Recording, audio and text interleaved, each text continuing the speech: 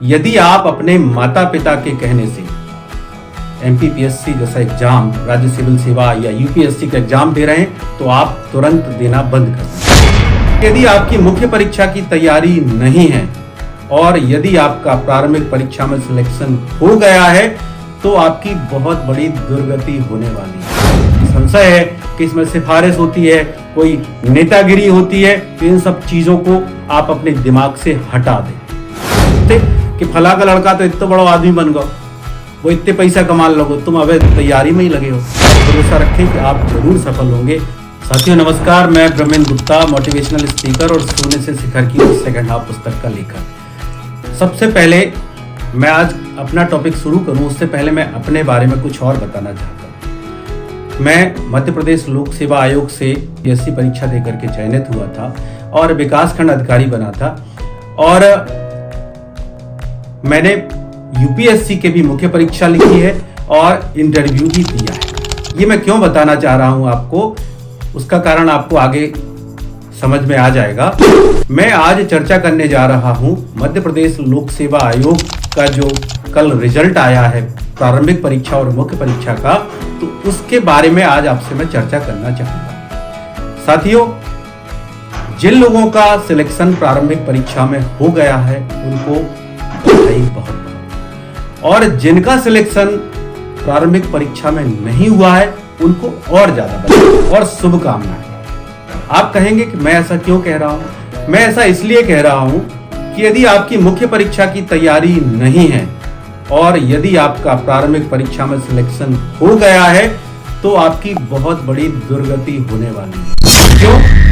कारण स्पष्ट है, क्योंकि जब आपके पास मुख्य परीक्षा के नोट्स नहीं है, आपकी तैयारी अपूर्ण है, तो आपके मुख्य परीक्षा में भी चांसेस बहुत ज्यादा कम होंगे। उसके बाद ये होगा कि जब अगली प्रारंभिक परीक्षा हो रही होगी तो हो सकता है उसमें आपका सिलेक्शन ना हो। मैं ये कहूंगा कि जिनका सिलेक्शन नहीं हुआ है उन्हें दुखी होने की, निराश होने की जरूरत नहीं है।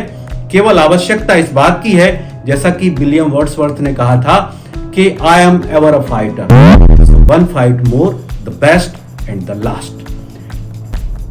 इसका मतलब है कि मैंने हमेशा से संघर्ष किया है और अब की बार का जो संघर्ष होगा वो बेस्ट होगा और अंतिम होगा।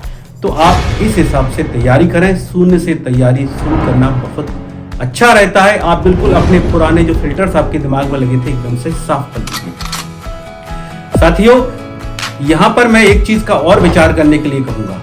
यदि आप अपने माता पिता के कहने से एमपीपीएससी जैसा एग्जाम, राज्य सिविल सेवा या यूपीएससी का एग्जाम दे रहे हैं तो आप तुरंत देना बंद कर दीजिए। एग्जाम इस तरह के हैं जो किसी के कहने से पास नहीं हो पाएंगे। यदि आपके अंदर जुनून है, जज्बा है तो आप लगे रहें। अदरवाइज बहुत सारे अन्य ऑप्शन हैं। आप पटवारी के एग्जाम दे सकते हैं, आप शिक्षक पात्रता परीक्षा दे सकते हैं, आप सब इंस्पेक्टर की परीक्षा दे सकते हैं, आप एसएससी की परीक्षा दे सकते हैं। बहुत सारे एग्जाम्स भारत में होते हैं, उन सब का आप लाभ उठा सकते हैं। लेकिन यदि आपके अंदर जुनून है, मेहनत करने की इच्छा है, जिंदगी में कुछ करना चाहते हैं, तो ही आप राज्य सिविल सेवा परीक्षा या यूपीएससी के एग्जाम देने की सोचें। और इसके अलावा बात है, कम से कम आपके पास 3 साल का समय होना चाहिए, क्योंकि ये परीक्षाएं ऐसी नहीं है कि कोई गारंटी दे दे कि आपका सिलेक्शन हो ही जाएगा।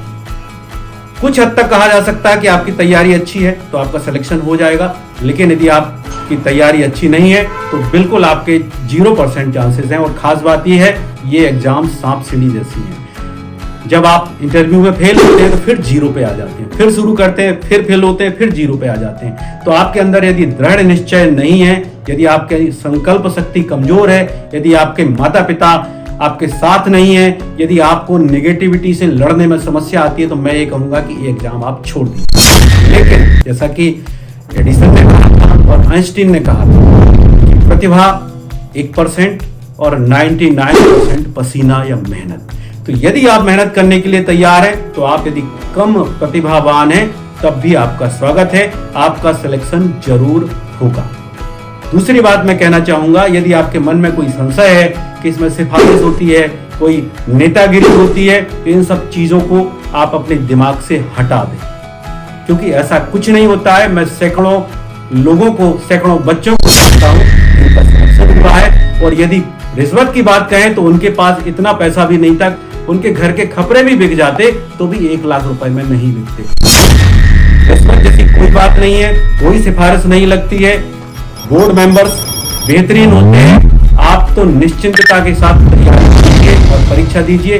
ये केवल कमजोर लोगों का आडंबर है जो इस तरह के आरोप लगाते हैं और इस तरह की बातें फैलाते हैं। आप जो फेल हो गए वो फिर से शून्य से तैयारी शुरू कीजिए। बिल्कुल सब कुछ हटा करके अपने दिमाग से तैयारी शुरू कीजिए। अब बात करूंगा मैं उन लोगों की जो आज सफल हो गए। साथियों, आपके पास केवल 3 महीने का समय है और 3 महीने में आप चाहें कि आपके सारे नोट्स तैयार हो जाएं तो बड़े दुख के साथ मैं कहना चाह रहा हूं कि आप नोट्स कंप्लीट नहीं कर पाएंगे। एक स्थिति है जिसमें आपके नोट्स कंप्लीट हो सकते हैं, वो है कि आप विषयों को आपस में अपने मित्रों के साथ बांट लें और बांट करके मिल करके नोट्स बनाएंगे तो एक संभावना है कि आपके नोट्स बन सकते हैं। अदरवाइज आपके पास जो पहले से प्रिपेयर्ड नोट्स हैं या किसी कोचिंग के नोट्स हैं, आप उनको आधार बना करके ही तैयारी शुरू करें। दूसरी बात है, आपके उत्तर कुछ अलग तरह के दिखने चाहिए।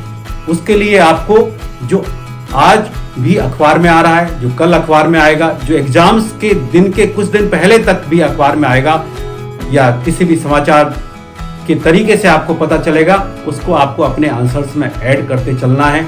आपको वर्तमान संदर्भों के साथ अपने उत्तर लिखना है। उदाहरण के लिए मान लीजिए भारत अमेरिका संबंध के ऊपर प्रश्न आता है, तो हमें वर्तमान में जो ट्रंप टैरिफ लगा रहे हैं या और सारी जो समस्याएं पैदा कर रहे हैं या भारत के लिए कुछ अच्छी चीजों की घोषणा कर रहे हैं, उन चीजों का आपके ऐतिहासिक परिप्रेक्ष्य से अपने को संबंध जोड़ना पड़ेगा और एक पूरा व्यू लेना पड़ेगा। मैं आपसे कहना चाहूंगा कि हमें एनालिटिकल अप्रोच रखना है। हमें अपने उत्तरों में कभी भी गवर्नमेंट की कोई बुराई नहीं करना है, लेकिन आप चाहें तो सरकार को सुझाव दे सकते हैं, वो स्वागत योग्य हमेशा रहते हैं। इसके अलावा लगातार अपने उत्तरों में ऐड करते जाएं। आप पिछले वर्षों में जो प्रश्न आए हैं उनको आप बारीकी से देखें और उनको लिख करके अभ्यास करने की कोशिश करें। मैं यहाँ पर आपको सुझाव देना चाहूंगा, आप अपने मित्रों के साथ मिलकर के बिल्कुल एग्जामिनेशन का जो पैटर्न होता है उस तरह से बैठें। यदि कोई कोचिंग इस काम में आपकी हेल्प कर रही है तो उसका भी आप सपोर्ट ले सकते हैं और एग्जामिनेशन के पैटर्न को समझते हुए उत्तर लिखने का अभ्यास करेंगे तो आप जो एग्जामिनेशन की समय सीमा होती है 3 घंटे की, उसमें आप बड़े अच्छे तरीके से प्रश्न लिख पाएंगे। साथियों, हम लोगों के समय में जो कॉपीज होती थी वो प्लेन होती थी, उनमें कोई स्पेस नहीं होता था, ऐसा कोई बंधन नहीं होता था कि आपको इतने ही शब्दों में लिखना है। लेकिन आजकल जो परीक्षाएं हो रही हैं उनमें उत्तर के लिए स्पेस बना हुआ होता है, आपको उसी स्पेस में उत्तर लिखना होता है। तो आप बड़े बड़े उत्तरों के चक्कर में ना पड़े, जितना पूछा गया है उतनी ही शब्द सीमा का पालन करते हुए लिखने का अभ्यास करें। और जो नोट्स आप बना रहे हैं वो मैं आपको सुझाव दूंगा कि मध्य प्रदेश लोक सेवा आयोग की जहां तक बात है, आप अपने जो टॉपिक्स हैं उनको 200 शब्दों की सीमा में ही रखें। बहुत ज्यादा विशेषज्ञ बनने की आवश्यकता नहीं है। जो किताबें पूरी दुनिया पढ़ रही है वही किताबें आप पढ़िए। चाहे राजनीतिक विज्ञान के लिए लक्ष्मीकांत और डीडी बसु है, या भूगोल के लिए माजिद हुसैन है, या संस्कृति के लिए नितिन सिंघानिया है, वही प्राचीन भारत के रामशरण शर्मा हैं, केसी श्रीवास्तव हैं। तो किताबें वही पढ़ना है।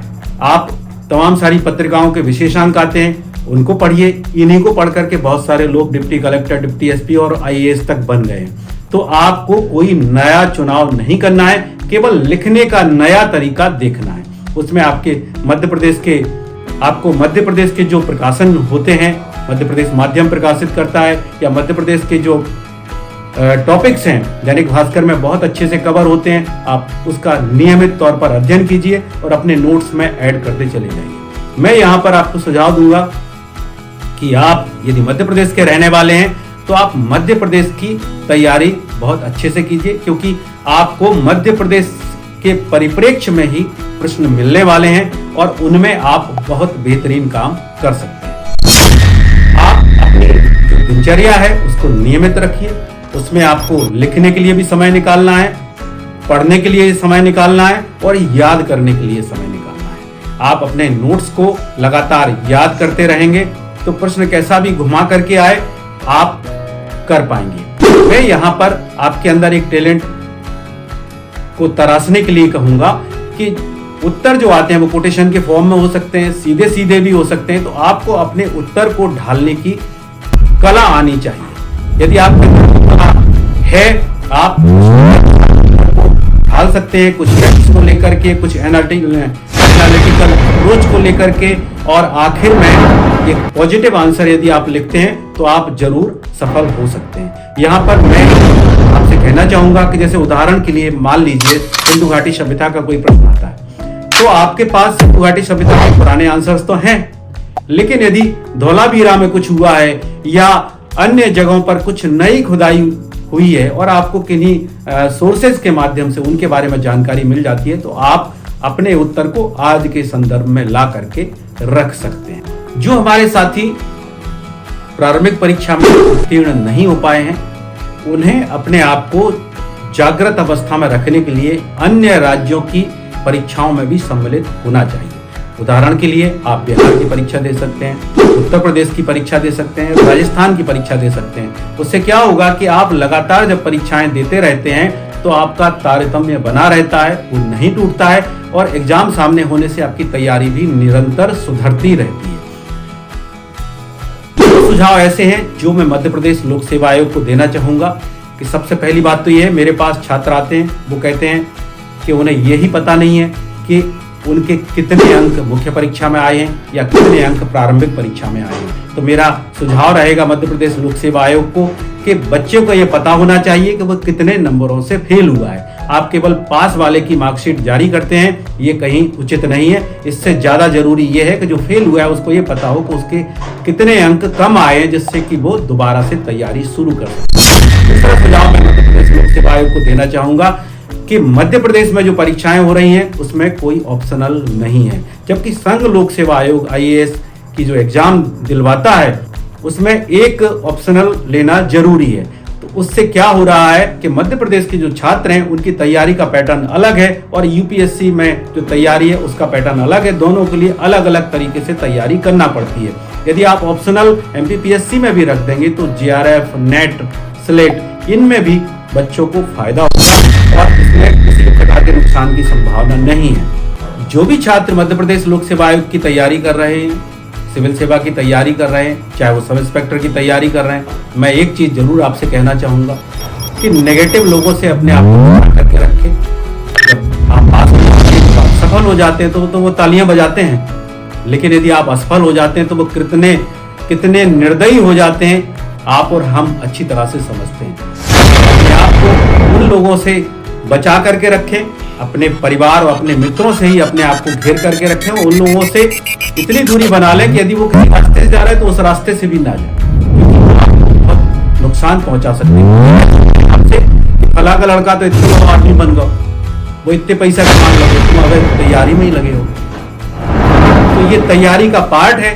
नेगेटिव से बचना भी, अपने आप को आध्यात्मिक बना करके रखें, ईश्वर में विश्वास रखें, प्रार्थना करें, ध्यान करने की आदत डालें, जिससे आपकी स्मृति मजबूत होगी और दुनिया से लड़ने का आपका जो जज्बा है वो भी मजबूत होगा। मेरी आपको बहुत बहुत शुभकामनाएं कि आप उन 158 लोगों में सिलेक्ट हों, क्योंकि पद इतने ही आए हैं। साथियों, 1000 पे एक व्यक्ति का अंतिम रूप से चयन होता है, तो आपको लगातार लगे रहना है।